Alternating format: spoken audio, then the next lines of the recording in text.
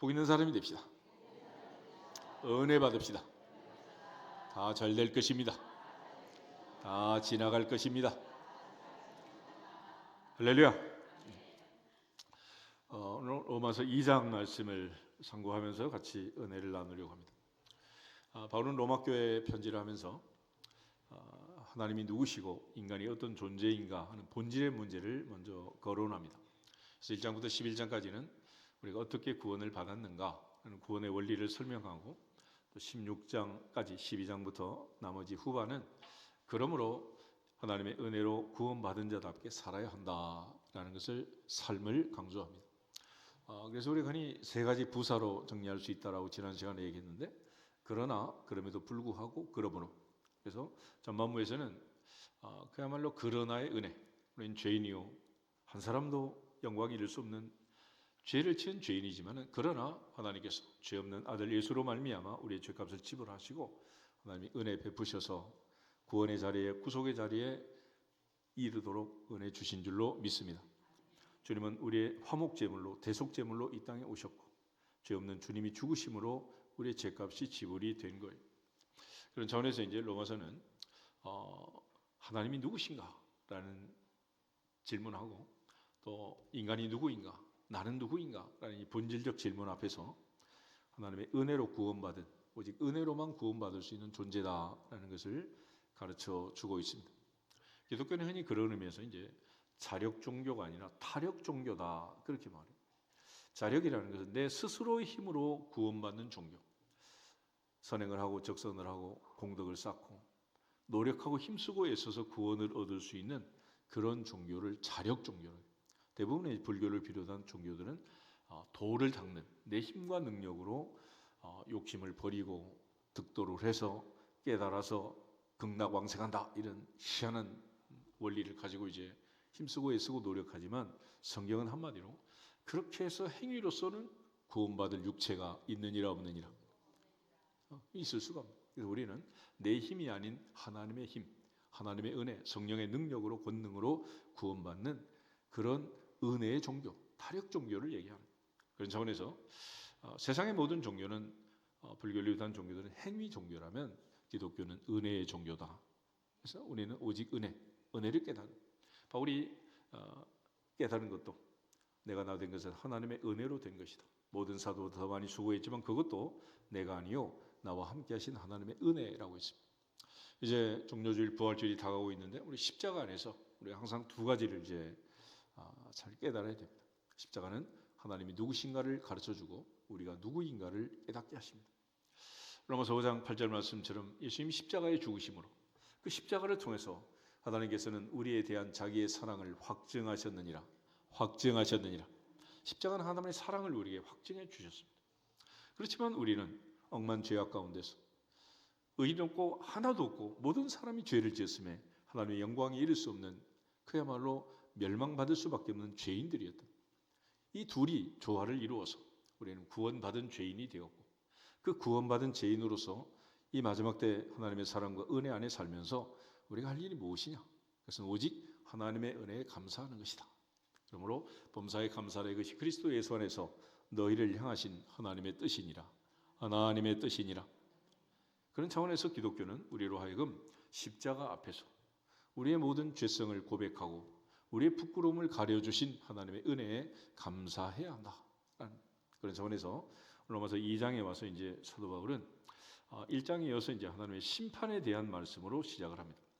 1장 후반부는 하나님이 내어버려 두셨다라는 말을 3번이나 강조하면서 하나님이 내버려둔 인생은 얼마나 비참하고 불쌍한가, 하나님의 형상을, 하나님의 영광을, 썩지 아니하는 하나님의 영광을 썩어질 사람과 짐승과 기어다니는 동물 모양의 우상으로 바꿔버렸다.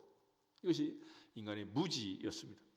그런 인간을 하나님께서는 내버려 두셔서 그야말로 스스로 범죄하고, 그야말로 온갖 동성애를 비롯한 많은 범죄 가운데서 서로 상당한 보응을 받고 인생을 살아갈 수밖에 없도록, 28절부터 후반을 보면 온갖 모든 범죄 가운데서 고통 가운데 살아갈 수 있도록 많은 가시와 엉겅퀴를 설명합니다. 그래서 29절에 보면 곧 모든 불의, 추악, 탐욕, 악의가 가득한 자요, 시기, 살인, 분쟁, 사기, 악독이 가득한 자요, 수군수군하는 자요, 비방하는 자요, 하나님을 미워하시는 자요, 능욕하는 자요, 교만한 자요, 자랑하는 자요, 악을 도모하는 자요, 부모를 거역하는 자요, 우매한 자요, 배약하는 자요, 무정한 자요, 무자비한 자라. 이 많은 가시덤불과 엉겅퀴 속에서 인생이 살아가도록 이 비참한 가운데 떨어지고 말았다. 그러나 하나님께서 우리를 다시 하나님과 화목하게 하는 화목제물로 예수 그리스도를 보내시고, 또 화목에는 말씀과 직책을 주시고, 그리스도 안에 새로운 피조물로 거듭나서 구속구 제사함을 받아 하나님의 자녀가 되는 놀라운 은혜를 주셨습니다. 이것이 바로 십자가에서 하나님이 보여주신 두 가지 성품, 공의와 사랑. 하나님의 공의와 하나님의 사랑에 의해서 죄는 머리카락만큼도 용서할 수 없는 그 하나님이 십자가에서 죄 없는 아들을 제물로 받으시고, 그 대신에 죽어 마땅한 우리에게 하나님의 자녀가 되는 권세를 주시고, 하나님의 나라의 백성이 되어서 오늘도 아버지 앞에 예배 드릴 수 있도록 이 놀라운 은혜를 주셨으니, 우리는 구원받은 죄인으로서 하나님의 은혜에 감사하면서 오냐고 겸손하신 주님을 닮아가는 더욱 큰 은혜 받는 자리 빼앗기지 않기를 주 이름으로 축복합니다. 그런 측면에서 이제 오늘 로마서 2장은 그렇게 구원받은 우리에게 남을 판단하고 비판하는 일을 금지하고 있습니다. 1절 먼저 같이 보겠습니다. 그러므로 남을 판단하는 사람아, 누구를 막론하고 내가 핑계하지 못할 것은 남을 판단하는 것으로 내가 너를 정죄함이니 판단하는 내가 같은 일을 행함이니라. 아멘. 성경은 특별히 우리에게 비판을 금지하고 판단하지 말라고 해요. 또 하나님께서 하나님의 형상으로 창조하고 피로 값주고 사신 형제 자매를 우리가 비난하고 비판하고 판단할 그런 권리와 책임이 우리에게 있지 않다. 그런 차원에서 내게 베푸신 이 놀라운 은혜를 생각하면서 하나님께서 그 많은 사랑으로 덮어주신 그 사랑으로 사랑은 허다한 죄를 덮느니라. 내가 너희를 사랑하는 것 같이 너희도 서로 사랑할지어다. 그것만이 우리가 해야 할 일이지 남을 비난하고 판단하고 비판하는 일은 우리의 권한 밖이다라는 것. 마태복음 5장을 한번 찾아보겠습니다. 마태복음 5장에 보시면 예수님께서 산상수훈의 말씀을 이제 마무리하면서 제자들에게, 많은 무리에게 말씀하셨는데, 마지막 7장에서 주시는 말씀은 특별히 비판하지 않도록 서로 헤아리고 비난하고 또 서로 판단하지 않도록 말씀하십니다. 1절에서 5절 말씀 같이 보겠습니다. 비판을 받지 아니하려거든 비판하지 말라. 너희가 비판하는 그 비판으로 너희가 비판을 받을 것이요 너희가 헤아리는 그 헤아림으로 너희가 헤아림을 받을 것이니라.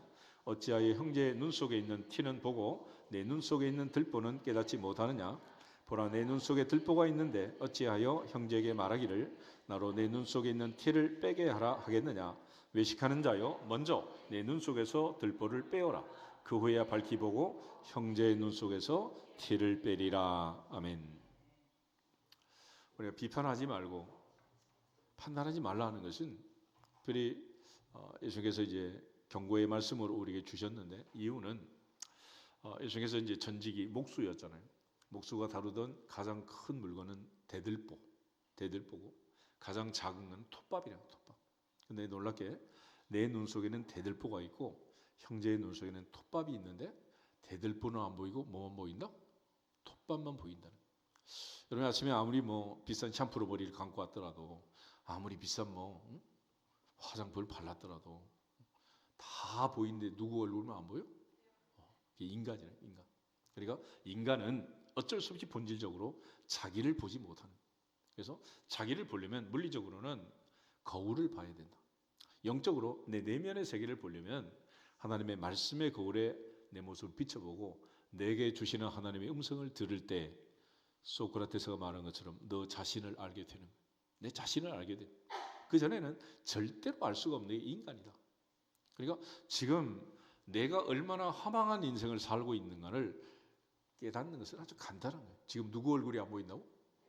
내 얼굴이 안 보인다니까, 내 얼굴이.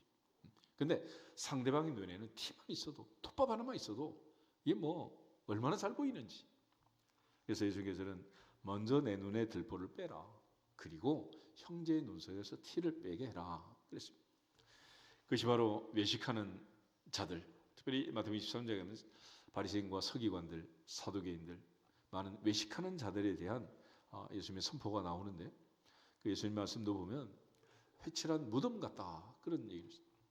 우리가 어떤 무덤은 가면 정말 부잣집 무덤들, 어떤 정원보다도 아름답게 다 꾸며놨잖아요. 그런데 놀라운 것은 그 무덤 안에 뭐가 들었다? 시체가 들어요. 시체가. 그래서 대접은 겉은 깨끗한데 속은 지저분한 짐승의 밥그릇처럼 전부 그렇다는 거예요. 그래서 인간을 볼 때 아무리 인간이 뭐 깨끗하게 씻고 뭐 옷이 날개라고 새 옷을 입었다고 해도 그 마음, 심령이 주님 보실 때 깨끗해야 한다라는 것을 강조합니다. 그런 측면에서 하나님께서는 우리로 하여금 서로 비판하지 마라. 너는 비판할 자격이 없다.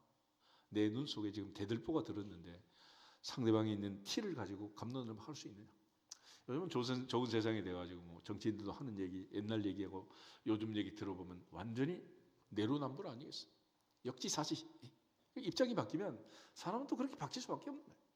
그런 차원에서 우리 모두가 다 항상 하나님 앞에서 감사하면서 자족하면서 내 모습을 살피면서 오녀 겸손하신 주님의 마음처럼 더욱 큰 은혜 받는 자리 빼앗기지 않기를 주 이름으로 축복합니다.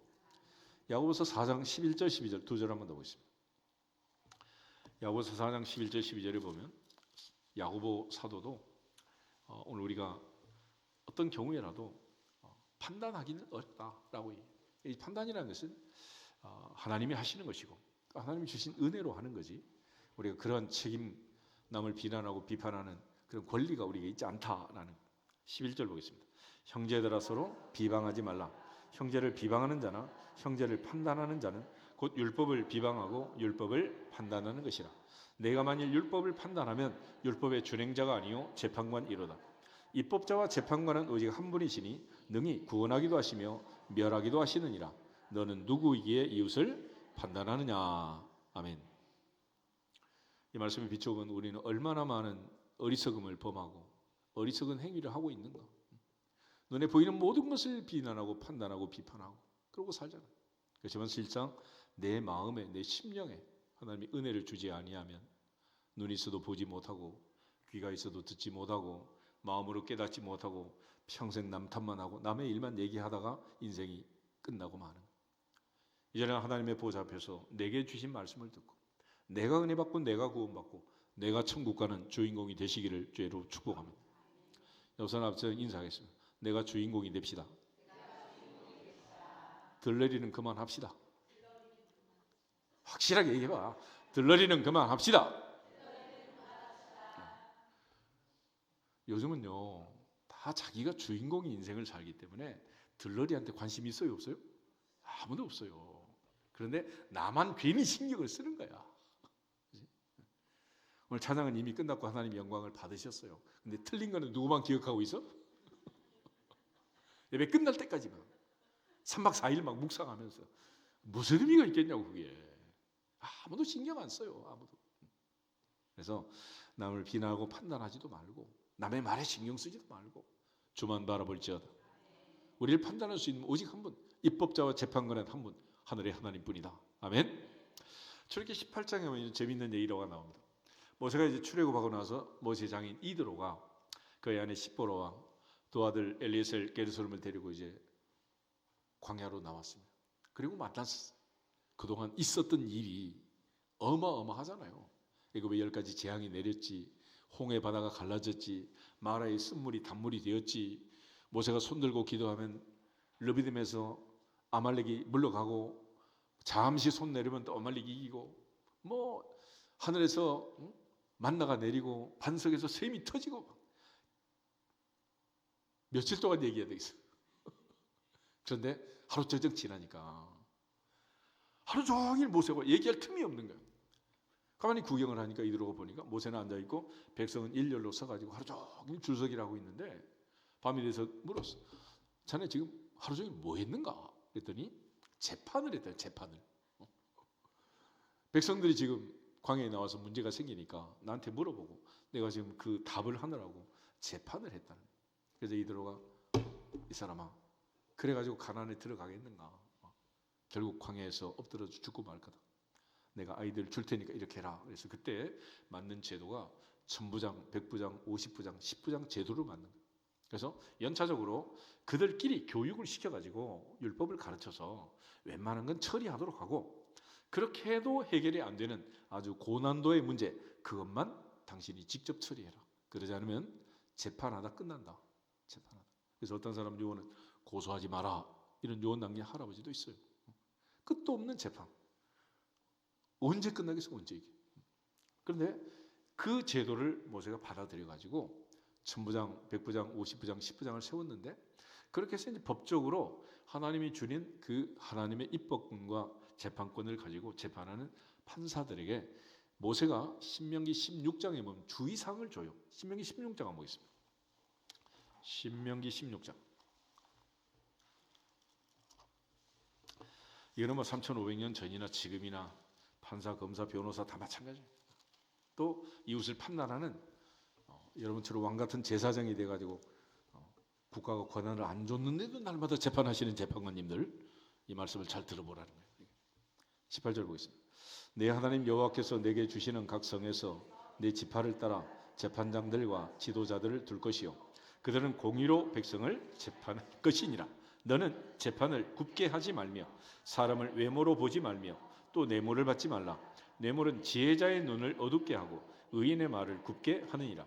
너는 마땅히 공의만을 따르라. 그리하면 내가 살겠고 내 하나님 여호와께서 내게 주시는 땅을 차지하리라. 아멘.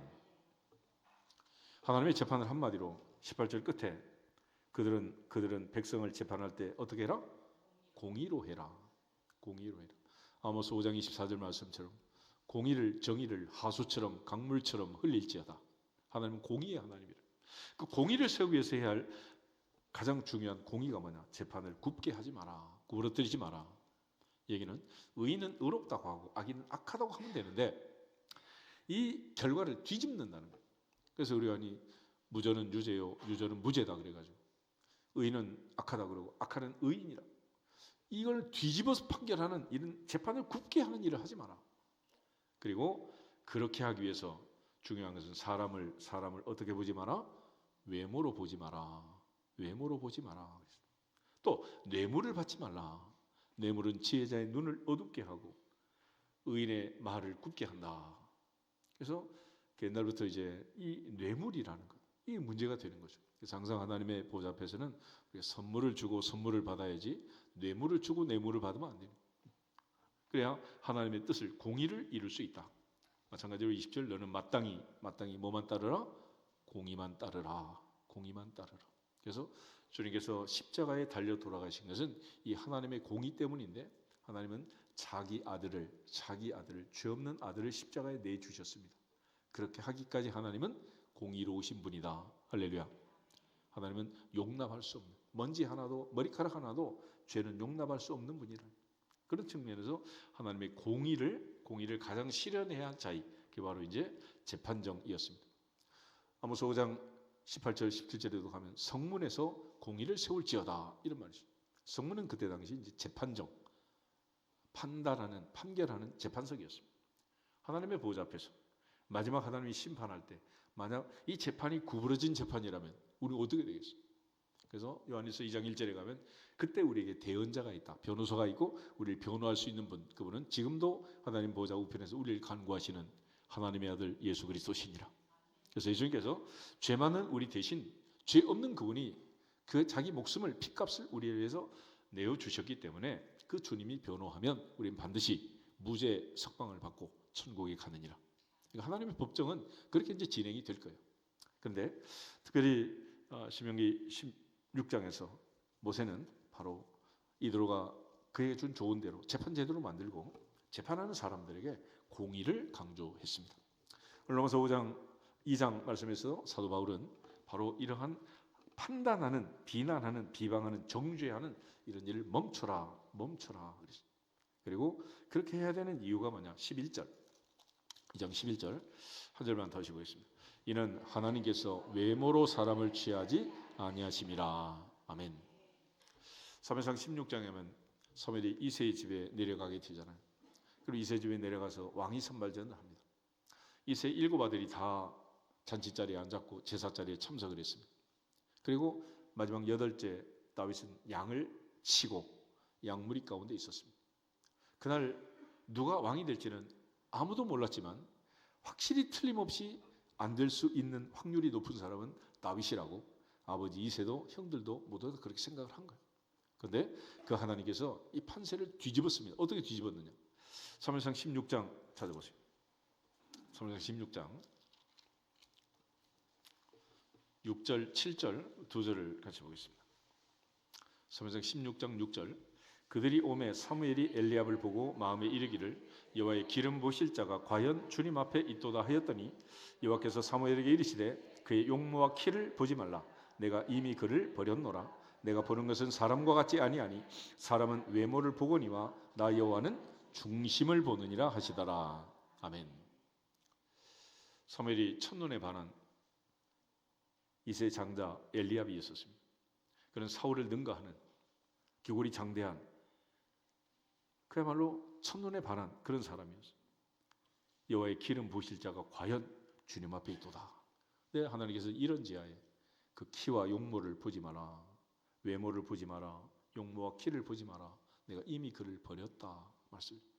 사람은 외모를 보지만 나 여호와는 중심, 마음을 본다라고 말씀하시고 사도행전 13장 말씀처럼 내가 이세 아들 다윗을 만나니 내 마음에 맞는 사람이라 내 뜻을 다 이루게 하리라. 할렐루야. 그래서 하나님이 보시는 것과 사람이 보는 게 너무 다르다라는 것을 성경은 초지일관에서 얘기하고 바로 이러한 외모를 보지 않고 중심을 보시는 하나님의 은혜로 우리가 구원받아 오늘도 하나님 앞에 자녀의 권세를 가지고 예배자로 참석하게 된 줄로 믿습니다. 그런 점에서 하나님은 외모를 보지 마라. 마태복음 6장 1절에서 너희 의를 사람 앞에서 행하지 않도록 주의하라. 그렇지 않으면 하늘에 계신 너희 아버지께 상을 받지 못한다라고 말했는데 이 외모를 보던 그 습관, 고칠 수 없는 그 뿌리 깊은 습관을 하나님이 바꿔주고 고쳐준 사람이 있는데 그게 베드로라는 사람. 사도행전 10장을 한번 있습니다. 사도행전 10장을 보시면 베드로가 기도 시간에 하늘에서 보자기가 막 내려오잖아요. 또 고넬료가 기도할 때 하나님께서 베드로의 신방을 받아라. 그래서 고넬료가 보낸 사람들이 베드로를 만나고 데려오게 됩니다. 그때 베드로가 고넬료의 집에 들어갈 때 고넬료가 엎드려 큰 절을 해요. 그래서 놀래가지고 일어서라, 나도 사람이다. 그럴 때 물었어요. 이방인과 유대인이 교제하는 건 위법이다. 왜 불렀니? 그랬더니 고넬료가 자기에게 있었던 일을 얘기하게 됩니다. 29절부터 33절까지 같이 한번 더 보겠습니다. 부름을 사양하지 아니하고 왔노라. 묻노니 무슨 일로 나를 불렀느냐? 고넬료가 이르되 내가 나흘 전 이맘때까지 내 집에서 제 구시 기도를 하는데 갑자기 한 사람이 빛난 옷을 입고 내 앞에 서서 말하되 고넬료야, 하나님이 내 기도를 들으시고 내 구제를 기억하셨으니 사람을 요바에 보내어 베드로라는 시몬을 청하라. 그가 바닷가 무두장이 시몬의 집에 유숙하느니라 하시기로 내가 곧 당신에게 사람을 보내었는데 오셨으니 잘하였나이다. 이제 우리는 주께서 당신에게 명하신 모든 것을 듣고자 하여 다 하나님 앞에 있나이다. 아멘. 다 하나님 앞에 있나이다. 종교개혁 칼빈이 말한 호람대요, 하나님 앞에 before God. 이것이 바로 고넬료의 마음이었습니다.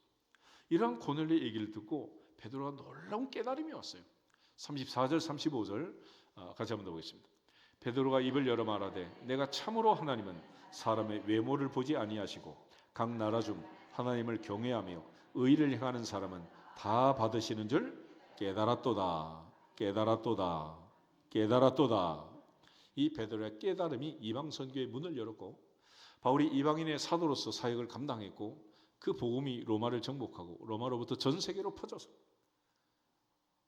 오늘 같은 이 놀라운 은혜가 우리에게 임한 줄로 믿습니다. 베드로의 깨달음이 없었으면 어떻게 복음이 전파될 수가 있겠어요? 그래서 사도 바울이 이방 세계에서 복음을 전하는 그걸 가지고 15장에 예루살렘 공회가 열리고 할례를 받아야 된다, 모세 율법을 지켜야 된다, 뭐 온갖 구약의 족쇄를 채웠단 말이에요. 그렇지만 하나님의 은혜라는 것을 베드로가 깨닫고 또 사도 바울이 깨닫고 우리 예수 믿고 구원받는 거지 율법을 지켜서 구원받는 일은 없다라는 것을 확실하게 깨닫게 합니다. 하나님은 외모를 보지 않고 마음을 보시고 믿음을 보시고 구원해 주신 줄로 믿습니다. 갈라디아서 2장 16절 한번 찾아보겠습니다. 갈라디아서 2장 16절에 보시면 어떻게 사람이 의롭게 되는 것인가? 원리가 정리가 되어 있습니다. 16절 한 절만 보겠습니다. 사람이 의롭게 되는 것은 율법의 행위로 말미암음이 아니요 오직 예수 그리스도를 믿음으로 말미암는 줄 알므로 우리도 그리스도 예수를 믿나니 이는 우리가 율법의 행위로서가 아니고 그리스도를 믿음으로써 의롭다함을 얻으려 함이라. 율법의 행위로서는 의롭다함을 얻을 육체가 없느니라. 아멘. 그러므로 이제는 율법을 지킴으로 공덕을 쌓고 직선하고 선행을 함으로 구원받는 원리는 폐지되었다. 예수 그리스도를 믿느냐 믿지 않느냐, 이것이 구원의 갈림길이다라는 것을 초지일관에서 성경은 강조해 주는 거예요. 그런 차원에서 이제 우리가 형제를 비난하고 판단하고 비방하는 이것들은 더 이상 의미가 없다. 그리고 나를 그렇게 비난하지 않고 비방하지 않고 이런 것이 7번 용서하시고 사랑은 허다한 죄를 덮느니라 말씀하시면서 베드로도 덮으시고 의심 많은 도마도 덮고 우리를 다 덮어서 우리를 구속하신 그 하나님 앞에 와서 들추고 까발쳐가지고 나만 의인인 척하면 된다 안 된다? 말도 안 되는 거지. 말이 되겠다는 거예요. 그래서 오늘 로마서 2장에서 사도 바울은 그런 일을 절대로 하면 안 된다. 그리고 특별히 하나님께서 우리에게 주신 놀라운 것은 회개할 수 있는 은혜를 주시고 기회를 주신 거다라고 얘기합니다. 4절 5절 로마서 2장 4절 5절 다시 한번 보겠습니다. 4절 혹 내가 하나님의 인자하심이 너희를 인도하여 회개하게 하심을 알지 못하여 그의 인자하심과 용납하심과 길이 참으심이 풍성함을 멸시하느냐. 다만 내 고집과 회개하지 아니한 마음을 따라 진노의 날 곧 하나님의 의로우신 심판이 나타나는 그날에 이 말 진노를 내게 쌓는도다. 아멘. 이제는 율법을 안 지키는 자가 진노를 쌓는 게 아니라 뭐 하지 않으면? 회개하지 않으면. 사도행 2장 다시 한번 보세요. 사도행 2장에 보면 37절부터 39절에 그런 의미에서 오순절에 순례자들이 베드로에게 질문을 해요. 형제들아 어떻게 해야 구원받을 수 있느냐? 내가 어떻게 해야 되느냐라고 얘기할 때 한마디로 베드로는 회개해라. 회개해라. 37절부터 39절 보겠습니다.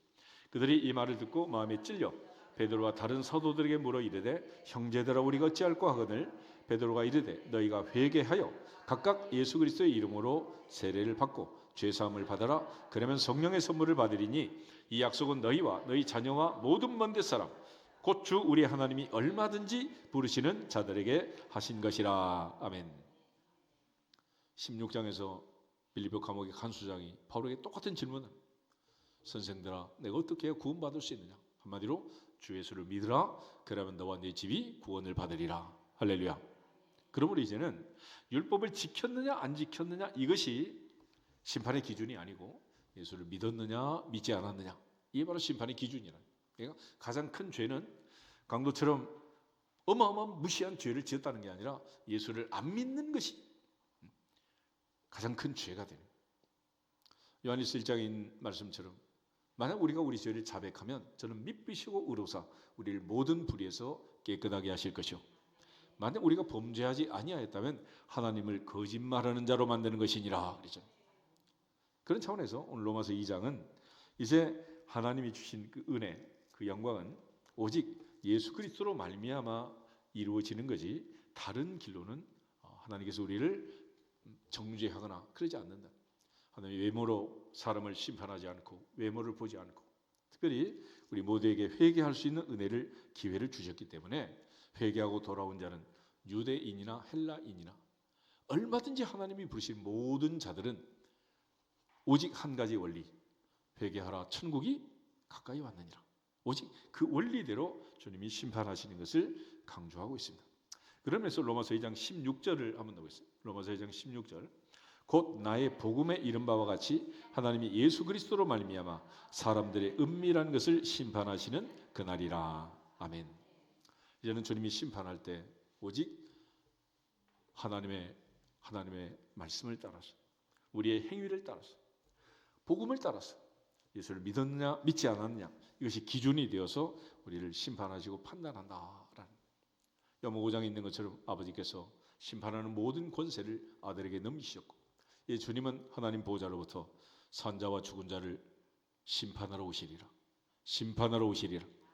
한 번 죽는 것은 사람에게 정해진 것이고 그 후에는 반드시 심판이 있는데 그 심판 중에 가장 큰 심판이 뭐냐? 외모로 형제를 비난하고 비판하고 판단하는 그걸 심판하겠다. 야고보서 2장을 한번 보고 있습니다. 야고보서 2장.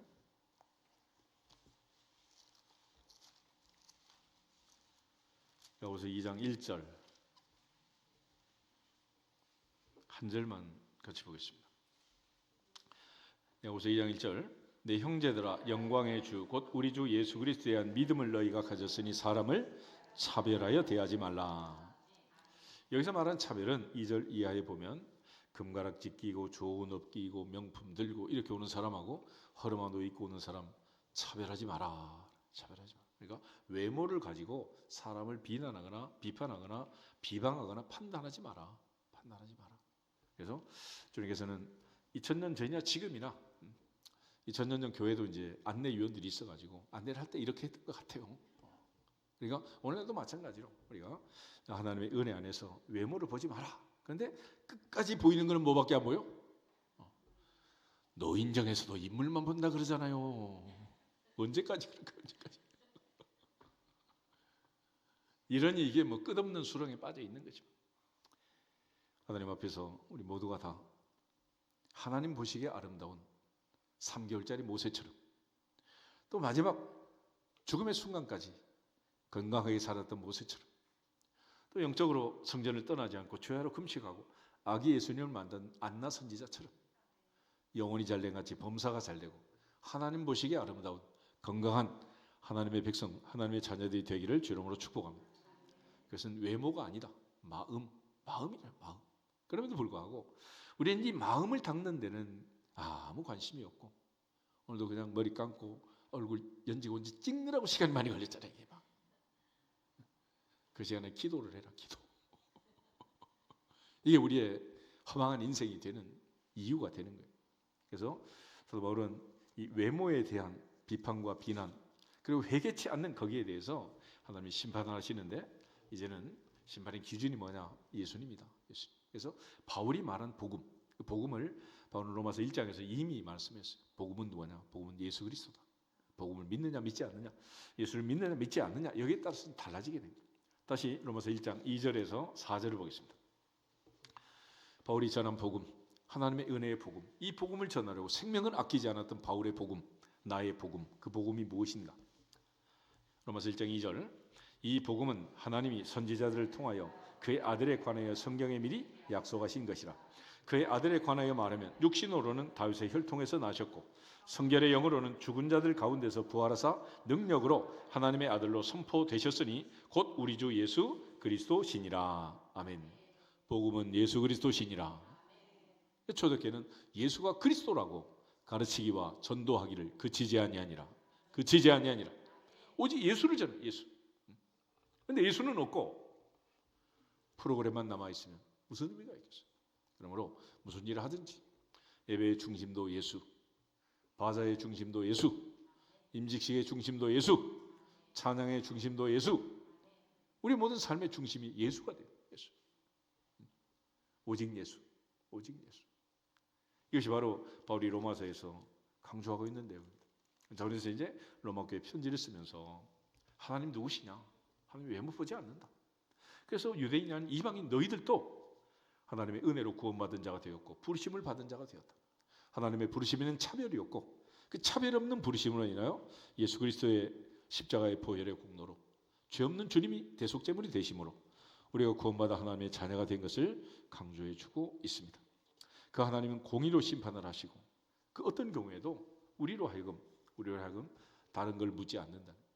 그런데 하나님께서 이방인 우리 모두에게도 또 이러한 은혜를 주셔서 모두 다 구원받도록 했는데 그럼에도 불구하고 안 돌아온 이유가 뭐냐라는 거예요.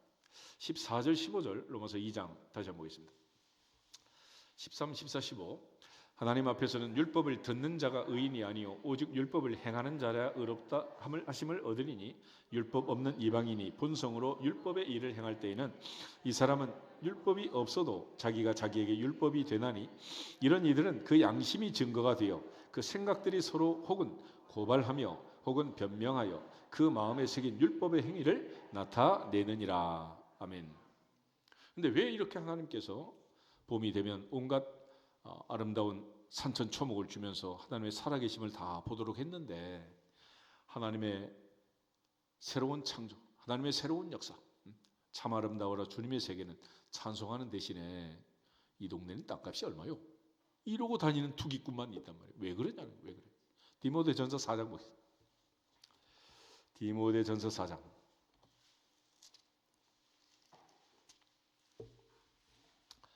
디모데전서 4장 1절에서 5절 보겠습니다.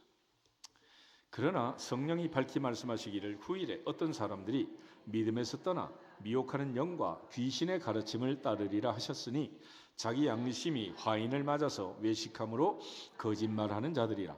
혼인을 금하고 어떤 음식물은 먹지 말라고 할 터이나 음식물은 하나님이 지으신 바니 믿는 자들과 진리를 아는 자들이 감사함으로 받을 것이니라. 하나님이 지으신 모든 것이 선함에 감사함으로 받으면 버릴 것이 없나니 하나님의 말씀과 기도로 거룩하여 짐이라. 아멘. 특별히 2절에 보면 자기 양심이 뭘 맞았다? 화인을 맞았다. 불도장을 맞았다. 다시 양심이 마비가 되었다. 인간은 본성적으로 악한 일을 하면은 나도 모르게 너도 모르게 얼굴이 빨개지고 혈압이 올라간다. 근데 이게 양심이 화인을 맞아서 고장이 난 거예요. 그러니까 악한 짓을 하면서도 내가 악한 짓을 한다는 사실을 모르는 거예요. 이게 바로 이제 인간이 악행을 하는 그런 어리석은 자가 되는 이제 계기가 되는 거죠. 그래서 항상 하나님께서 우리를 심판할 때 양심의 심판이라는 게 있어요. 양심. 그래서 이 양심이 작동하면 하늘에서는 하나님이 알고 땅에서는 누가 알고? 내가 아는 것이. 근데 이게 양심이 화인을 맞아서 이제 마비가 되면 내가 무슨 일을 했는지를 모르는. 이것이 이제 인간의 비극이 되는 거죠. 그런 차원에서 이제 하나님께서는 공의로 심판하시고 율법을 통해서 우리가 하나님께 나오도록 하는. 갈라디아 3장을 보면 율법의 기능은 뭐냐? 그러면 율법은 우리를 완벽하게 의인이 되게 하는 게 아니고, 율법은 그 율법 자체가 하는 기능이 그 율법 조목조목 십계명을 따져보면 우리는 죄인입니다라는 고백을 절로 할 수밖에 없는 그런 죄를 밝혀주는 기능을 하는. 그래서 초등교사, 몽학선생이라 그렇게 말합니다. 예를 들어 여러분 지금 이제 내 몸이 지금 안 좋다. 오늘은 병원이 쉬니까 내일 빨리 와서 병원 가야 되겠다. 이런 마음을 갖고 있는 사람은 내 몸이 아픈 사람 아니겠어요? 그러니까 우리가 하나님의 율법에 의해서 내가 죄인이요 죄가 있다라고 깨닫는 사람은 내 죄를 해결하기 위해서 죄 없는 예수, 의인을 부르러 온 것이 아니라 죄인을 부르러 오신 주님 앞에 나올 수밖에 없는 거 아니겠어요? 그래서 주님께로 인도하는 교사의 역할을 하는 것, 그것이 바로 율법이라는. 그래서 율법은 우리의 죄를 사해 줄 수는 없다. 오직 예수 그리스도 믿음으로만 구원을 받는 것을 강조해 주고 있습니다. 그런 차원에서 이제 오늘 유대인들의 그 잘못 중에 또 다른 잘못은 뭐냐면 로마서 2장 후반을 보면 17절부터 24절에 유대인들은 모세를 통해서 율법을 받았습니다. 또 예수님이 아브라함과 다윗의 자손, 혈통의 자손으로 그들 중에서 오셨어요. 그럼에도 불구하고 그들은 예수 그리스도를 믿지 않고 배반하고 배척하고 십자가에 못 박아 죽였습니다. 그러면서 그들은 스스로 율법을 잘 안다고 생각했고 스스로 무지한 사람들에게 율법을 가르치는 교사로 자처를 했어요. 그런데 그들이 하지 못한 가장 비극적인 일은 뭐냐면 자기를 가르치지 않는, 자기 자신을 가르치지 않는, 자기 자신을 가르치지 않고 자기에게 가르치지 않는 그런 일을 한 것입니다. 17절에서 20절 한번 보겠습니다.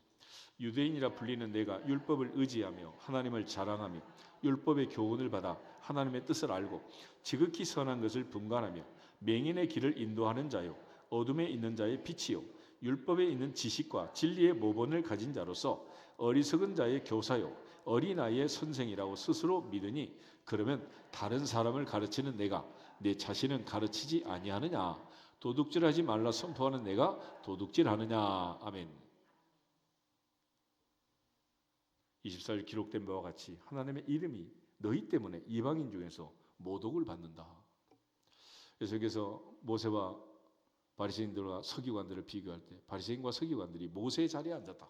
그러므로 그들이 하는 말은 듣고 행하되 그들의 행위는 본받지 말라 그랬잖아요.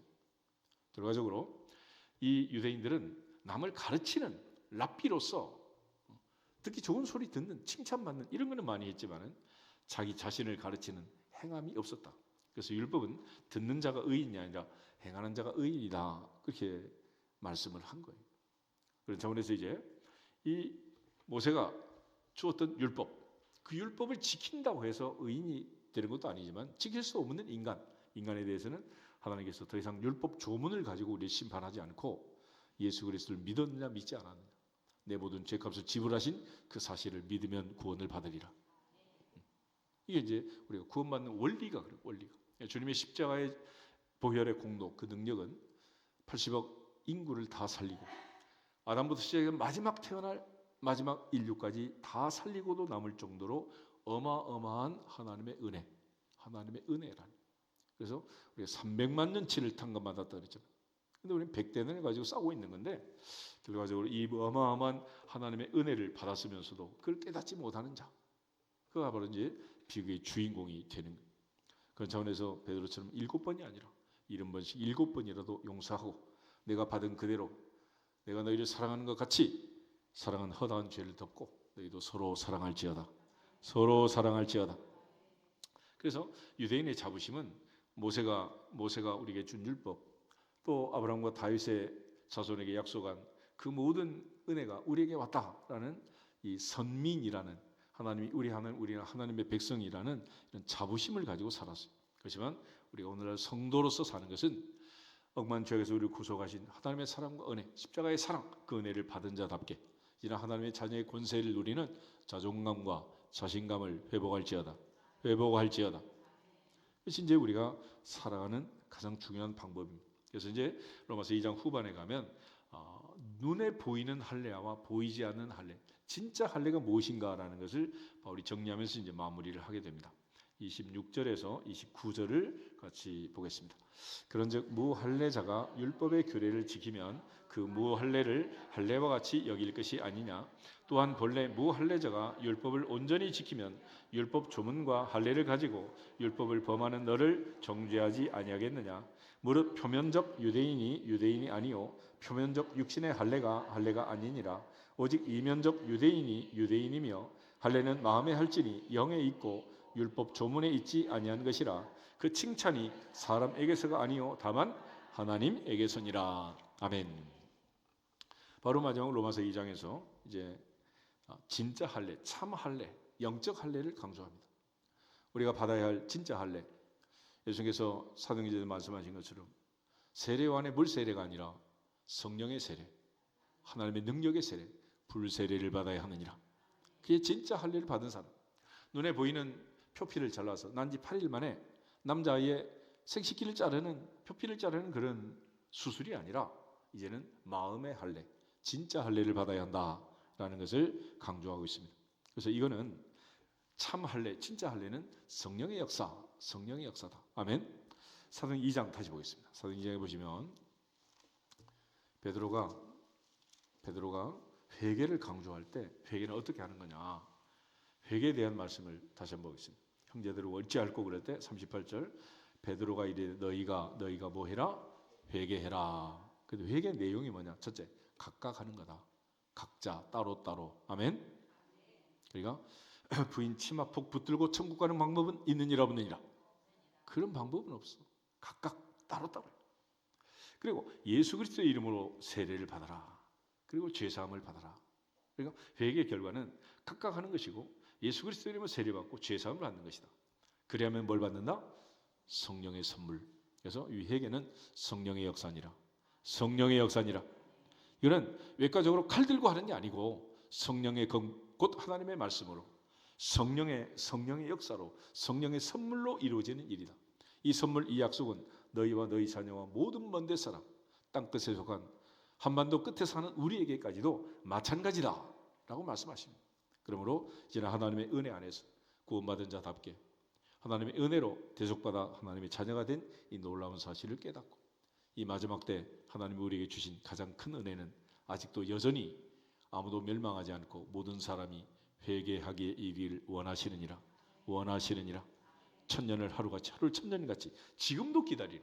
그래서 이 마지막 때는 어떤 사람이 벌을 받고 멸망하느냐, 율법을 안 지키고 뭐 할례를 안 받았다 이게 아니고 예수 믿고 구원받아야 되는 내가 죄인이요 주님이 나의 구세주이심을, 하나님이 십자가에서 내 죄값을 다 지불해 주실 믿고 돌아오는 내 죄를 자백하는 회개가 없는 자, 하나님이 정죄하시고 판단하시고 책망하시고 심판하게 되는 것입니다. 그러므로 오순절의 역사는 큰 회개, 대각성, 이런 The Great Awakenement, 그래서 큰 회개로 보라 이제는 그것은 지나갔으니 새 것이 되었도다. 이제는 우리 모두가 다 하나님의 은혜로 구원받은 자에게 이제 육체를 통해서 할례받은 유대인이 아니라 영적 할례, 진짜 할례, 마음의 할례, 예수 그리스도의 이름으로 성령의 역사로 이목구비가 열려지고 새로운 세상을 보게 된, 하늘의 신령한 복을 받고 땅의 기름진 복을 받는 하나님의 자녀의 권세를 누리는 영적 할례의 주인공이 될 수 있기를 주 이름으로 축복합니다. 그래서 바울은 로마서 이제 12장 결론에서 그런 할례를 받은 사람의 삶을 얘기하는 로마서 12장 1절 2절 보겠습니다. 로마서 12장 바울의 모든 결론은 항상 여기 가서 이제 마무리가 되는 거예요. 12장 그러므로 형제들아 내가 하나님의 모든 자비하심으로 너희를 권하노니 너희 몸을 하나님이 기뻐하시는 거룩한 산 제물로 드리라. 이는 너희가 드릴 영적 예배니라. 너희는 이 세대를 본받지 말고 오직 마음을 새롭게 함으로 변화를 받아 하나님의 선하시고 기뻐하시고 온전하신 뜻이 무엇인지 분별하도록 하라. 아멘. 우리가 드릴 제사는 영적 예배다. 영적 예배는 첫째 우리의 몸을 산 제물로 드리고 우리의 마음을 새롭게 해서 하나님의 선하시고 온전하시고 기뻐하시는 뜻이 무엇인지 분별하는 몸과 마음을 드리는 거룩한 산제사, 온전한 제사의 영적 예배의 주인공이 될 수 있기를 주 이름으로 축복합니다. 그렇게 할 수 있는 사람은 오직 예수님의 은혜로, 하나님의 은혜로 구원받았다는 사실을 확신하는, 십자가에서 내 죄를 깨닫고 하나님의 사랑을 깨닫는, 하나님의 공의와 하나님의 사랑의 성품을 깨닫는, 하나님의 사랑을 확증하신 십자가 안에서 내가 구원받은 죄인이라는 사실을 믿고 깨달아지는 그 사람이 주인공이다라는 거예요. 오늘 하나님 보좌 앞에서 우리 모두가 다 영적 할례를 받고 하나님께 영광을 돌리는 주인공이 되기를 주 이름으로 축복합니다. 더 이상 율법 조문의 의문에 묶여 있으면 안 된다.